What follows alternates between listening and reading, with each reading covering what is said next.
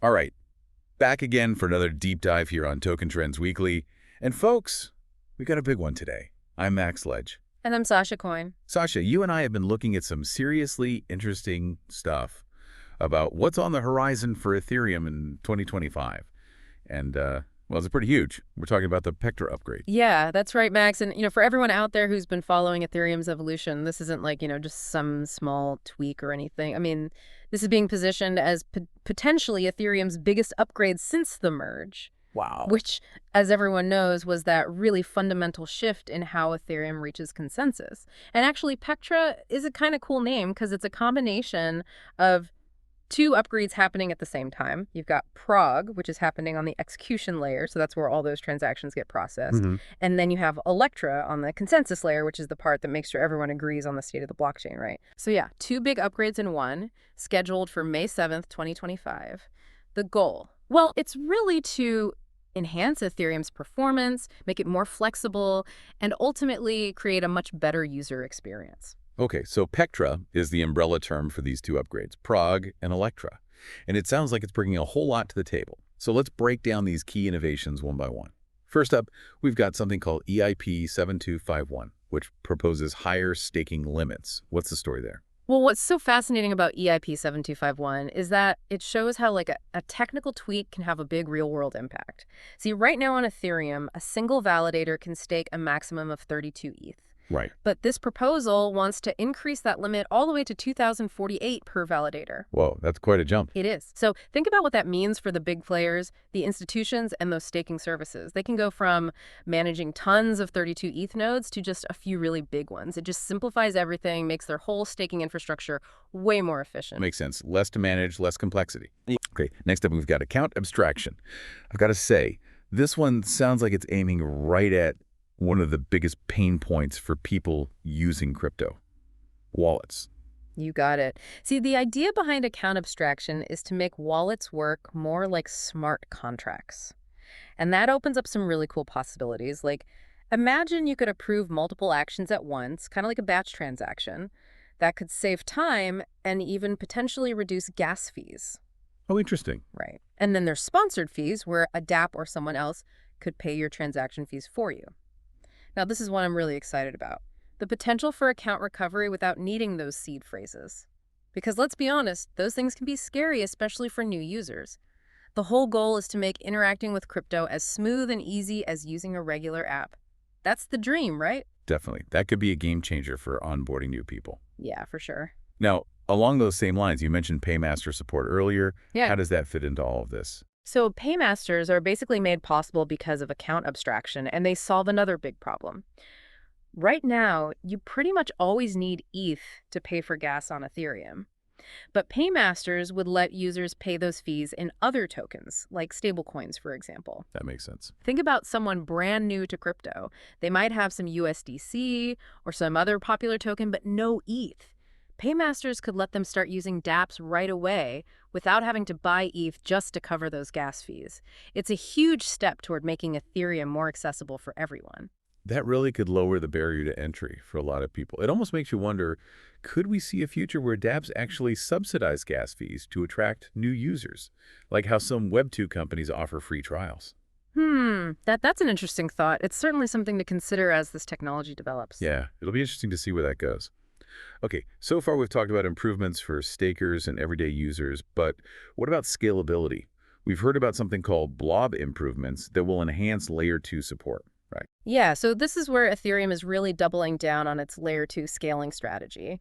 Remember EIP 4844 from the Decun upgrade last year? That introduced proto-dank sharding, which basically makes it easier for rollups to access data. Well, Petra takes that a step further.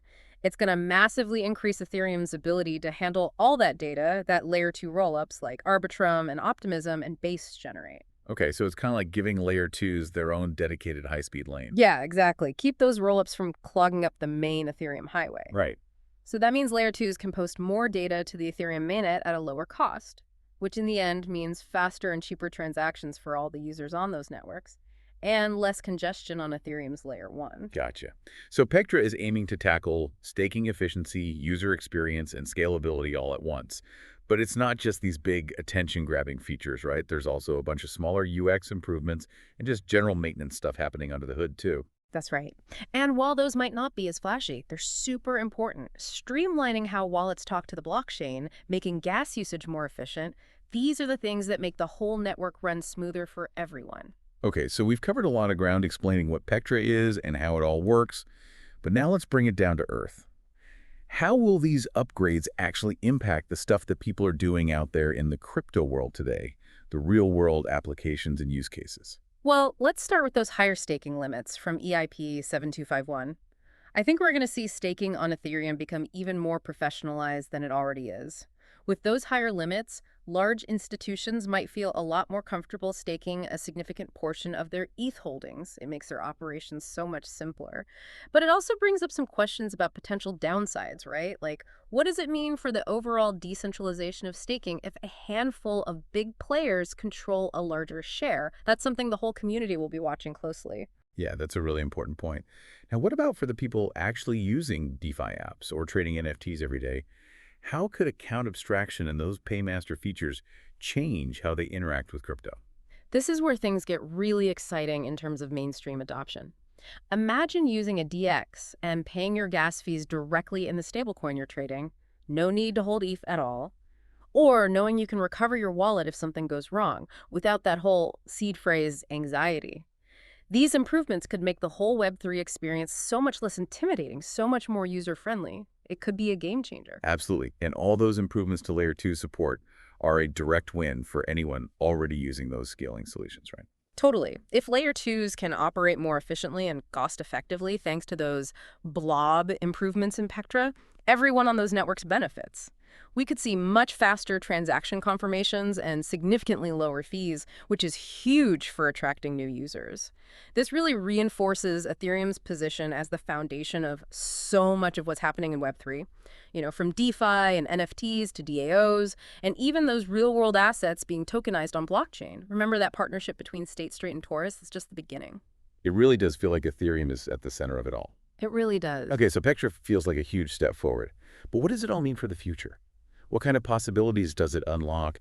And are there any risks we should be thinking about? The ultimate goal, I think, is to create a platform that's secure and highly scalable and so easy to use that it can support mass adoption of Web3. Petra is a massive leap in that direction. But we can't pretend like Ethereum exists in a vacuum. There are lots of other blockchains out there, Solana, Sui, Avalanche, all competing for users and developers. And many of them boast about being faster or cheaper than Ethereum. That's true.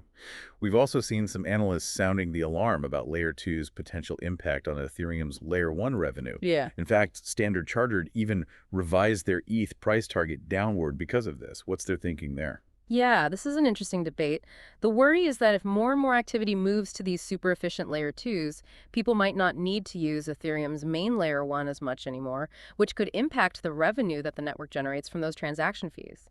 It raises some fundamental questions about how sustainable Ethereum's layer 1 is in the long term, and how that might affect its value. It makes sense that people are concerned.